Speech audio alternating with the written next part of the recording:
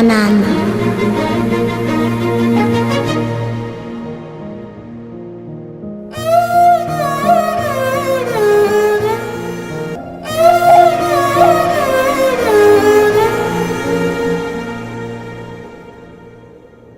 Hi నాన్న.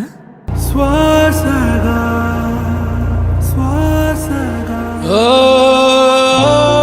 చూసారుగా మా నాన్న, మై బెస్ట్ ఫ్రెండ్.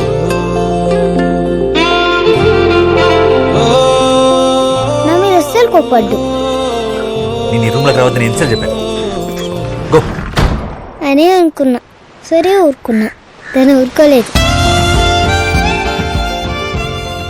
కృష్ణ, నువ్వు మాతోనే ఉండిపోతావా?